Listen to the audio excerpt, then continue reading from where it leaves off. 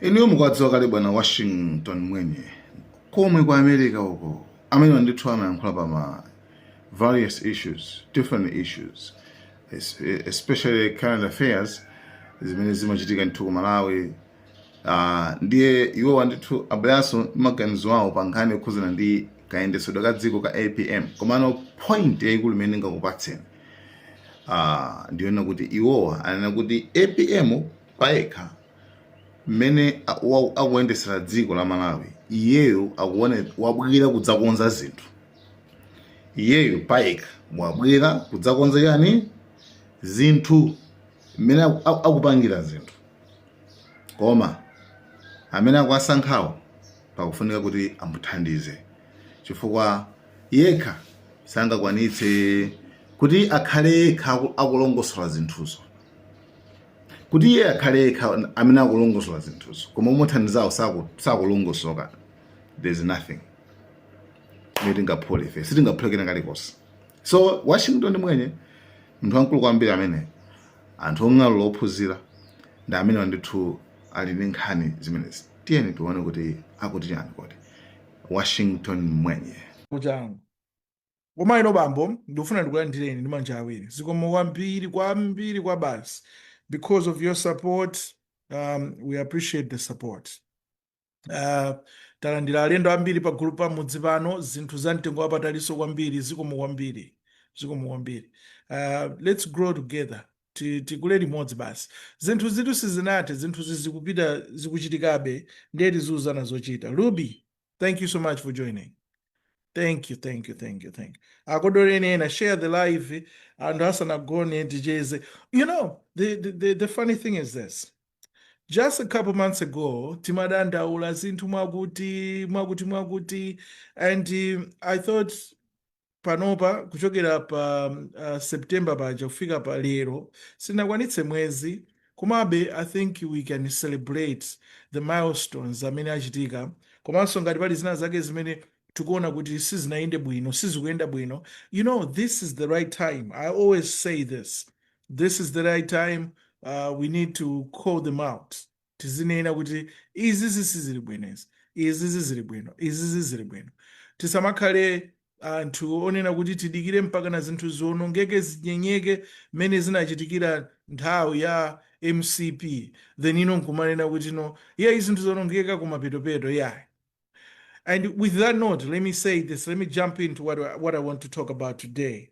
What I want to talk about today, ndimafuna ndikambeza leadership style. Okay, number one. Number two, ndimafuna tione the wins that the new administration has achieved so far. George Salamba zikomo kwambiri, thanks for joining. China tikuyang'ana mawinzi wotisanguyang'ana mbali monse tiyang'anenso kodi nanga ma opportunities ndati. And when we talk about wins, the opposite is loses said kapena kuluza. Komano in a modern history, kapena in this modern world, we don't call them losers, we call them opportunities, because that's opportunity for us to grow, right, to do better. Tikuthokoza kumeneko Bwana Emerson ali koda chimwene kondwani nguleti pamudzi pano. Okay, yeah, mwayi akodoleni mavuto mathisa gamulani zikomo kwambiri. So tikambirane zinthu mwanjangu kuchokera pa 16 kufika lero tikudikira the first 100 days ya olemekezeka president athu bwana APM komanso the DPP government mophatikizana ndi afodi ndi zipani zina zomwe anayi zomugwirizana mwawo, komanso tione kuti kodi achita bwanji after 100 days. So I must promise you, this is what I'm going to tell you. I promise you, by 100 days we are going to come here and tizakhala tikukambirana zinthu zimene zakhala zochitika, zimene zayenda bwino komanso zimene sizinaende bwino. And anzathu aku DPP komanso anzathu akuboma, I think you take this as an opportunity, right? Kuti kodi zinthu zimene akuti sizinaende bwino zondizeti, because we are going to call them out. Zinthu zimene zayenda bwino tizakhalanso tikuzikamba pomwepa. Ndiye Yusuf Luamba ati mkumveka malume kuno ku Pretoria, ku John koma ku Pretoria uko tisanafike mu Joburg. Zikomo kwambiri ndakunyadirani kwambiri. Agamulani Mavuto Matias Gamulani zikomo kwambiri takulandirani. So let me tell you this. Pali chinthu chimodzi chomwe ndachiona kwambiri mu makamaka mu leadership. Nthawi zambiri atsogoleri amati akakhala atsogoleri amayiwala kuti ndi atsogoleri. Kuiwala kwake atsogoleri amafuna akhale mabwana, maboss. Okay, they want to be bosses, and this is not only for the president, komanso tikukamba za minister kandi ma MP, ngakhale bwana weniweni mtsogoleri wa pakampani ambiri amayiwala, and akangoyiwala zimene zimachitika zimene zinachitika ndi boma la MCP ndachakwera. Chimene chimachitika, we rely so much on the people that surrounds us. Amene amatizungulira, because tili manja awiri, tili maso awiri, tili ndi kamwa limodzi, right? Tili miyendo iwiri. Sitingapange zinthu zonse nthawi imodzi tokha. Ndiye tikakhala mtsogoleri, we appoint, we choose those people that we trust. Those people we think amene tikuona kunena kuti atithandiza masomphenya athu kuti tiakwaniritse. So in this case, taona mtsogoleri wathu bwana APM asankha ndithu achinyamata awo. Yeah, and to be honest with you, I know there are some appointments that I uploaded, nathokoza kuti yeah, they had to make those appointments, but my appointments ena amene anachitika, amene I think to me they looked like appeasement policy. Ongonena kuti uyuyu poti uyu ngwachipani, uyuyu chifukwa cha loyalty, uyuyu chifukwa cha tateni tibweretso. Koma so far so good. Ineyo ndikuona ngati kuti we expected that anyways, because if those people were running on the ground kutamanga kuyesesa kunena kuti chipani cha DPP chilowe mboma, ndelero akanena kuti inuyo sitikupasani udindo, mwina we are not doing justice to ourselves. That's number one. Komabe still more, we as the people we want the best out of our country. And the one thing that I've noted, ndichonena kuti boma ilili bwana APM ndi boma lawo, I think ndiyambire kwa bwana APM ndisanapite kumusi kufa kumusi kuchithuzi sinachione bwinobwino, koma kuchokera kwa president athu abwera kuti to fix things. He has come to fix, to heal our country. Ndiye abwera ndithu ndi nzeru zina zatsopano, andi kumene tupita kumawini kucha achakwera anayiwala nthawi imene anali pampando anapeza kuti anayiwala. Kuyiwala kwawo ndikunena kuti amaona ngati anyamata awo chilichonse chimene akunena ndichoona, andi pa ground pali bwino, chifukwa achakwera mayankhulidwe awo ngati mtsogoleri amayankhula ngati kuti dziko lija zinthu zikuyenda bwino, chilichonse chili bwino. Iya zimene zakungopanga ndi opposition, I talked to them a million times. There is nothing wrong with a leader kuvomereza kuti zinthu sizili bwino. Koma the next thing that you need to do is find the solutions. Kodi tichite bwanji? What are the strategies that we're going to follow? Tipange bwanji kuti tikwenze ABCD. That's what is needed. That's what is important. Kunena kuti chinthu sichili bwino sikuti iwende kuti wazichepetsa kapena iweyo ndiwe bulutu kapena iweyo ndiwe balazi. That's not what it means. Sizithandauza choncho. Koma zimangothandauza kunena kuti you are a leader. You listen to people.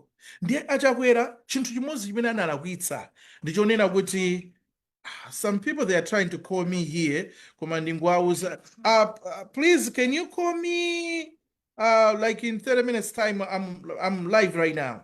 I'll maybe like 20 minutes, okay? All right, yeah. So let's continue. Let's finish this, then I'll get back to this call. Chimene chinachitika iwacha ndichonena kuti ananena kuti anyamata awo, nduna zawo, ma advisors awo amati akakhala nawo pamodzi amauza kuti zinthu zili bwino, chimanga chili bwino, ukuti apanga zakuti. You remember mpaka anafika point yonena zinthu zimene apanga kukazika mu parliament ndi ukanena ku mtundu wa Malawi tapanga zakuti pamene some of the things zinali zoti sizinachitika. It's simply because he trusted those people around him. Now, that's the mistake imene azisogolera timachita. Chifukwa anthu amene amatizungulira aja most of the times 90 out of 100 chimene amachita nchonena kuti aliyense amafuna asunge ntchito, aliyense amafuna kuti asunge kunena kuti kodi apapa ndikangonena kuti zinthu sizikuyenda bwino ndoti andichosa ntchito. ndi akamabweretsa malipoti awo aja amabweretsa malipoti okoma. They bring good reports, okay? Ndiye ukakhala mtsogoleri pamafunika pamanja nzira ya utsogoleri kuti upange evaluate zinthu zimene zija ndikuona kuti kodi zinthu zinzoona izi zidi zikutheka izi zikuchitika motero. And sometimes that's why even big companies amakhala ndi ma department aja timati quality assurance, just to make sure that things are going the same way that they're supposed to go, right? Komano utsogoleri wa Achakwera zimenezo kunalibe. Achakwera amaona kuti zinthu zimayenda bwino. Now I'll tell you, when was the time imene anazipanga realize kunena no, zinthu sizili bwino? Because look, ma billions ambirimbiri amaponyedwa ku State House and iwo aja chakudya sichina chovuta. Do you think amagaziwa kunena kuti anthu ena ake akusowa chakudya? Magalimoto awo mafuta amathirira. Do you think amadziwa kuti mafuta kuti amangomva zoti mafuta awo kulibe komano suli inali serious? Now mukuzonena kuti pa social media timalemba, yes timalemba timayankhula. Let me tell you this, ineyo ndi anthu pa Facebook pano anthu 30,000 okha. Ndili ndi ntchito komanso I have ma business anga kuno ndi ku Malawi. Koma zimanditengera nthawi kuti ndipite pa Facebook ndikambe kuwerenga ma comments. Even post yoti ndagolepa taitumiza ineyo ndaponya, it will take me time just to read those comments. Because nthawi iso yonena kuti ndifase ndikuwerenga zimene mwine mapizo kuti yaso. So do you expect the whole president will be on Facebook ndikumawerenga kuti kodi uku akuti kuti chani uku akudya chitedze zimene? Do you think you do that? Obviously no. Amaine apange belirai anthu ngati amene aja. So anthu amene aja kamabwera samauza za chitedze, amauza kuti ayi kuku zili bwino uku zili bwino uku takatenga fetereza uku takatenga fetereza, and he trusted the wrong people. So Achakwera adakhulupirira mbava, adakhulupirira anthu osayenera, anthu amenewo ndi amene anapezeka kuti anaonongesa zinthu zambiri. Nthawi iyo yambirira imene Achakwera anadziwa kunena kuti zinthu zasokonekera. Do you know when that time was? Nthawi imene anabwera pa TV nkusana kuti Amalawi mundikhululukire. Ndikuziwa kuti nkhondo imene izipolopolo zimene zakupwetekani inu kwambiri. Nthawi imeneja, that was the time that he felt it. And if you go back to that speech, mukamva anapepesa Achakwera mwina almost 3 times. Mundikhululukire. Mundikhululukire. Mundikhululukire. It was the time that he felt it. Nthawi inayo seja yambuyo ija. Palibe chimene iwo amamva amangodziona kuti zinthu zikuyenda bwino, uku kukhanga ndi sabotage ndi a DPP, uku ku sabotage ndi a UTM, uku ku sabotage ndi opposition. Chimene amadziwa chimenecho. Koma the question that you and me, the Malawians, timakhala simumazifunsa nali, if you are failing to identify or to know that we have these problems, how are you going to solve them? Because you don't even know. Ndengati simukudziwa kuti tini mavuto tisolva bwanji.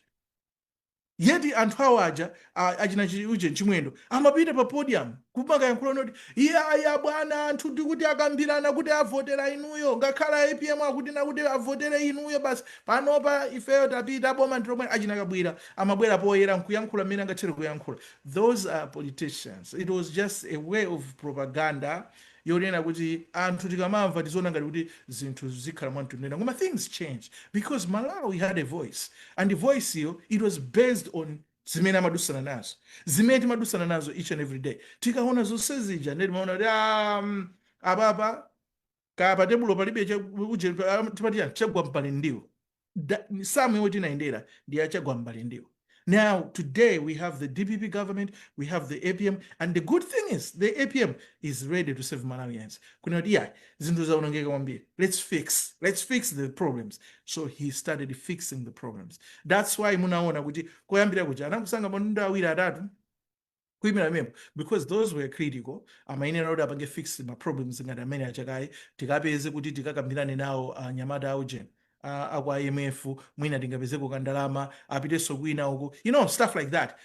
Ngati lero kodi lero anali ku Norway apatsidwako ka 36 million kaja kamene kajaso kakankha zakudya anagulako mtimatumba 200,000 metric tons. Those are wins. Let me tell you, those are wins, right? There's so many things that Malawi has won. And for your information, cabinet yawo, it's a lean cabinet, number 1. Number 2, at least asankha kuchokera madera onse. Mukaiona cabinet ya IPM, muona kuti zija zimakambidwa zija nena kuti ya DPP ndi nepotism. We talked about that. People talked about that. The whole world talked about that, including the BBC. nepotism koma mukaona panopa masankhidwe ake azitsogolera amene asankha ayesetsa kunena kuti apange distribute the whole country of Malawi, which is a good thing. We love that. We should appreciate that. Tiyathokoza IBM kuti apanga zimenezozo. Now, opportunity number one imene ndikuiona padakali pano ndionena kuti ma appointments awawa amene akusankhidwawo, I think they need to do a very good vetting, because pali few appointments amene are not good appointments, and those they need to be reviewed. If they review my appointments amene nkusinta nkupezako nkuikapo anthu oyenerera, I think it will be a good deal. Number two, tili ndi Bwana Chisale. Bwana Chisale, very loyal. And let me tell you this, he's a loyal guy ku DPP.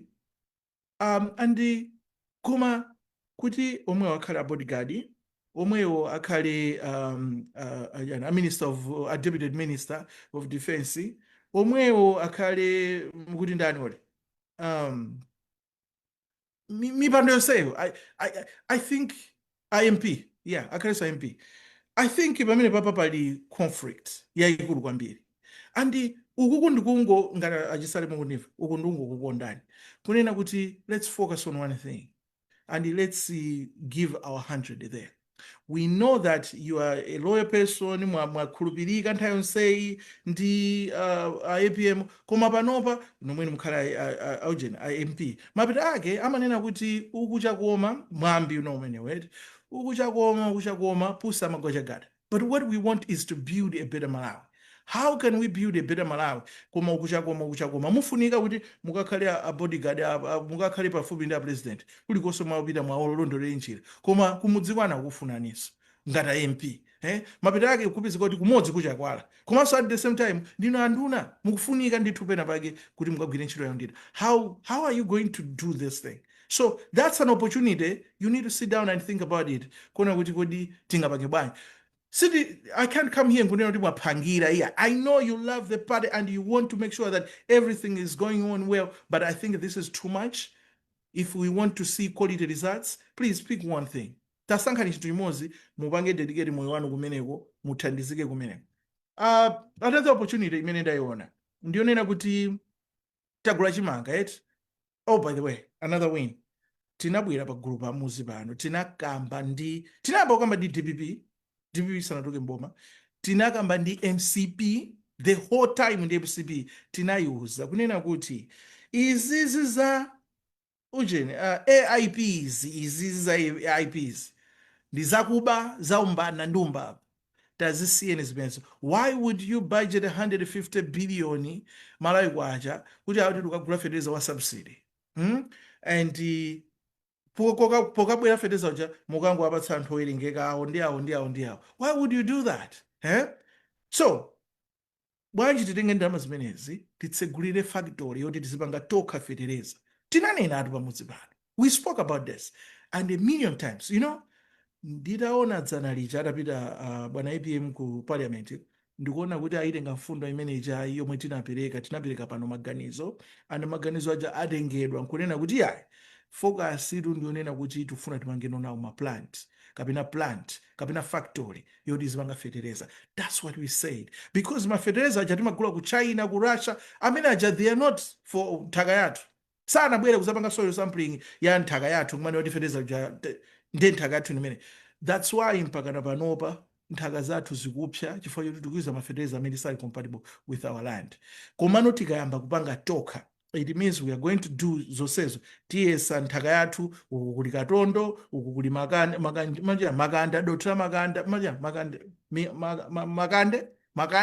kakwina kuli dotiranji, kodi madoti amene wa tufuna ma components anji kuti ikhale productive, kuti tikalima zolima zathu ziyende bwino. Titsegule ma R&D centers, timati research and development centers, oti mafana apabunda aja akaphunzira masukulu awo aja, they can go kumene kuja ndikupanga ma sampling awo mmene moja. Ndikuyesa isachite chonse ndikutulutsa zimene zingathe kuthandiza dziko lathu kuti tikhale productive when it comes to agriculture, kuti food security tiyipange kombati. Dziko muja tikuyenda tikhale chakudya amwene sitingakhale kufika mpaka na zaka 60 atiti pa independence, koma every time we are asking for food. Literally we are asking for food. We can't afford to buy food by ourselves. So nditaona IPM atangokamba zimene zija ndikunena kuti apapa titsegula plant ayaploda zikomo bwana president pomva maganizo athu a Malawi. Zimenezo zitithandiza kwambiri kuti anthu ambe kugula fertilizer ochipa. Now the next step inali yonena kuti let's focus on not subsistence farming, koma let's focus on commercial farming. Ku commercial farming zijankati ma mega farming aja tikufuna ma mega farming aja kuti athandize kupanga speed up the process komanso productivity ya zolima zathu. Ndiye kuti ma fertilizer aja akugulidwa mochipa komanso tikupanga empower alimi akulu apera chapangidwa empower ndoti chimanga chija chikamapezeka munadiso mutsegula maadi make zimene zikufunika. Those are wins guys. I'm telling you ndine osangalala kwambiri to see those kind of things happening right now. Another win imene tingathe kupanga celebrate pano mukuiziwa ndiro nduna nonse tikufuna ma report yani 1 page every month izipita kwa president. I mean, that's a great funso ndokumafusa MCB chimwa kuvutani kupanga tizinthu ngati kungopanga implement tizinthu ting'ono small things matters in life. Report ndinayankhula ndi mkulu wina wa MCB anandiyankha motere akuti maripoti woti maminista amapereka kale ndi kale zimenezo zili ndi chani that you know a president kungopanga directive imene ijayi ndiye kuti palika transparency. That's what people want to see. Because at the end of the day, if the president is asking reports, yoti ichokere kwa ma ministers aja, ndiye kuti report ijasuda ngoikhalira yani. Atenga ma report amene ajawa, that's what he's going to start. 1, kupanga measure, progress, kuti tikuyenda bwanji kati dziko. 2, that's what he's going to share with the public, the mass. Inu ndine, kuba tikuza kuna kuti zinthu zikuyenda mwakuti uku zikuyenda mwakuti. Because again, a president ali maso awiri kamwe limodzi manja awiri miyendo iwiri so sangapange china chilichonse koma at the same time atha kudziwa kunena kuti okay apa tikuyenda motena apa tikuyenda lere and nkupamanga follow up and 1 page siyovuta iyayi nduna inuyo muzilemba zimenezo ndiye inenso naonjezera pamene pacha ndinoti kuonjezera pa directive order manager tikufunanso nduna inu mukhale ni ma social media pages anu izi siza chinyamata izi sizoti izi zopanda chiro. We need that. This is where we are going. Technology kutenga it's taking its journey dera lake bwinobwino ndiye inuyonso mupange mapeji anu oti mukhoza kumalemba the progress mukhoza kumatipanga update ife ya Malawi kudera lakuti mwakuti ndipo musakhala atsogolera achinyengo. Guys, atsogolera athu tikuze nichi, we just don't want to hear good news from you.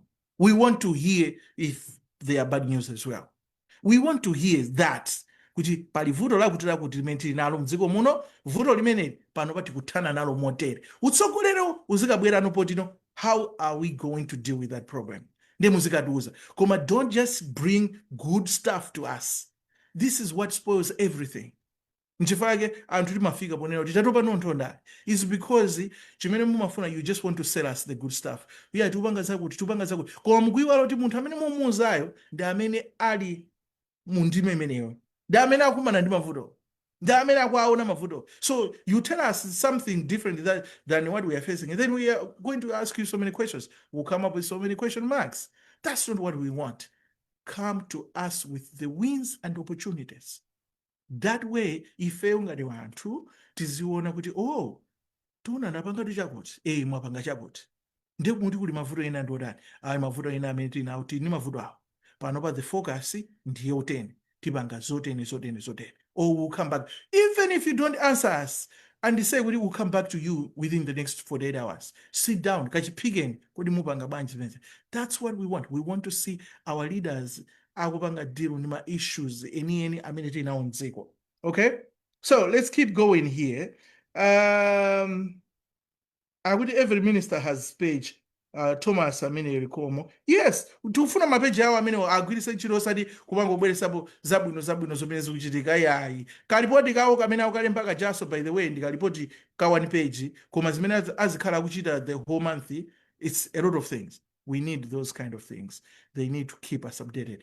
Every day, ngatali ndi wa media, alembe pamenepo kuti akupanga zakuti lero tikhati kupanga zakuti tipange mwakuti tupanga zakuti tipanga mwakuti, but a consolidated report ndichayipempha directive kuchokera kwa bwana Heche imene izipita, imene icho ndiye izipita tikukambira nato pamenepo.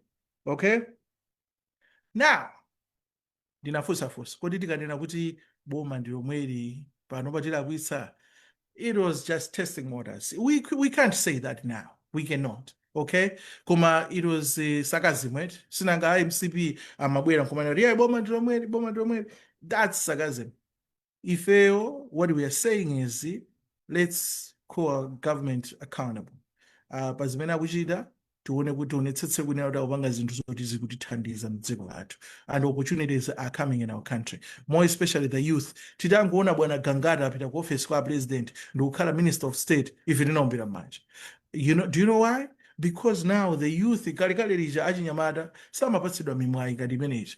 Komano zizitengerano achinyamatawo amene apatsidwa mwayo kodi akugwiritsa ntchito, chifukwa pala achinyamata ina ndogona ndowuma mitu ngati njere za pichesi akhoza kupatsidwa mwayi ngati umene uja basa akangokhala ngati umene uja ngati papeti kumangusuteni. Koma I don't think Alfred Gangara can do that. I know Alfred Gangara is a young man, but I think he's going to do the best and make sure that the youth of Malawi are going to benefit and leverage kuti yeuja ali kuboma meuja zimene zonzo ndezi kufunikira kwambiri. Okay, ndayankhula anthu amandifuna pa foni ndiye ndingobwerera pang'ono ningoona makomenti amene anenawo kuti okay, Hope Somba akuti bwana Chisale abalansa bwinobwino zonse zayi zimenezo zimasokoneza zinthu zimenezo. Tisamanamizane po yayi apa, tisamanamizane. Akafunika kuti akagwire ntchito ndi abwana komanso at the same time ku constituency kwawo akwafuna akupangidwe zinthu zingapo apanga bwana.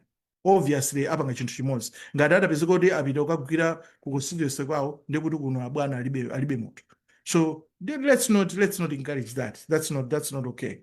Bwana Hope Somba, mwandiva tufuna zinthu zaendere. Tufuna this time around zinthu ziyende. DPP panopa ili boma igwire ntchito ipange zinthu zabwino amalawiso achite unati koma ngati mimi tunenera panopa. I hope mwayankhali kwambiri ndikuziwa kuti mumayankha ngati abale anu. I think mwandive sese we're not hating on him. No, we're just advising. We want great things. Good things out of him. Thanks Fumu for being a contributing leader. Thank you so much. Sagani Msisha.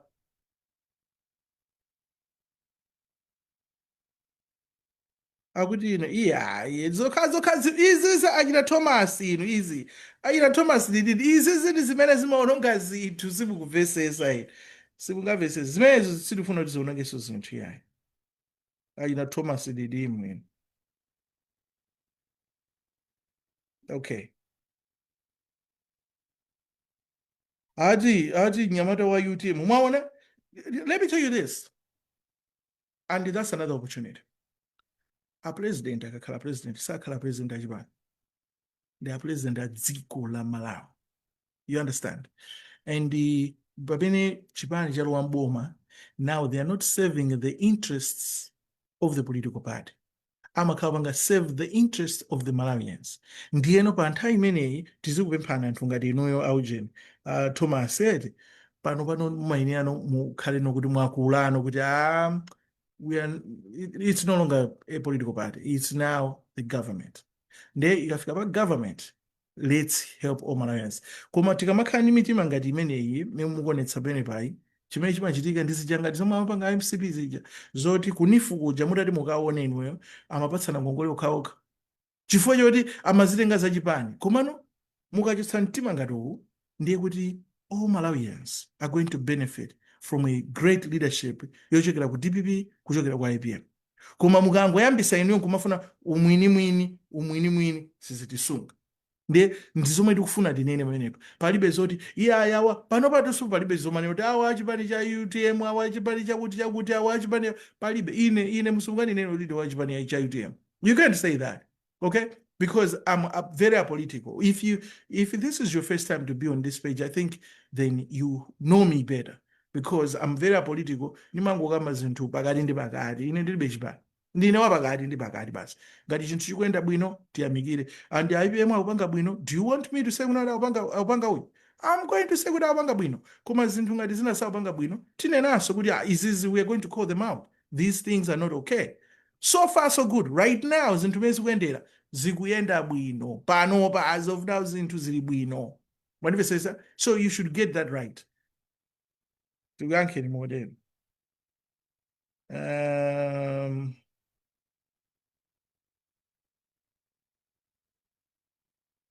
No checks and balances. We have spent 5 years without a leader. Okay. Tipite kumapeto kumaka. Yusuf Liwamba ndinoti azabine wati mpaka pano naniso sindikuvesesa kuntchito azigwira bwanji. Sikuti dadana naye. Yes, that's very true, Yusuf. You see? Yes, Ned gift, Ned. That is very true. Panopa ndale zonse zinatha pano. Pano ni nthawi yonena kuti tosigwirane manja ngati Malawi, tipite chitsogolo tipangeno za Malawi, tipange dziko lathu. We should fight for our country. So on a lighter note and on a good note, timalize modene. A few days ago, ndinanena kuti anthu amene muli pa social media mufuna mupange monetize. I'm going to help you, okay? This is what I'm going to tell you, because kuli ma message ambiri audience singakwanisa kuyankha. Nanena kuti yokana amene muli ndi anthu mwina 500k kumapita mwamba, we can talk ndikoza kuuzani bwinobwino. Koma let me share this with everyone else, okay? Ngati muli ndi page, kaya muli ndi anthu 1,000, kaya muli ndi anthu 2,000, kaya muli ndi anthu 100,000, kaya muli ndi 50,000, kwa mufuna mpange monetize. Ndikuwuzani njira imodzi. Njira zinazo ndazika mu buku, ndalemba buku, and buku limeneli I think liyamba kupezeka posakhalisapo. Ndiye sesa kuti mwina it should be accessible ka ulere, ngati si ulere mwina kandama kochepa kuti mukhoza kuligula buku limeneli. Kuti kodi mungathe kupanga bwanji bani chikupanga so monetize pa social media ba. So buku limene lolo lamalizika kale chichonse lili manja ma publisher, so they are working on it. Koma ndikuwuzani, if you want to monetize right now, because Malawi is not an eligible country, yopanga monetize, right? What you have to do, chinsisi Richard, mwauziso anzana, osabisira izi sizobisira. What you can do is mupeze munthu, bale wanu, mzanu, munthu wonkhulupirira, amene ali ku dziko limene lili eligible for monetization.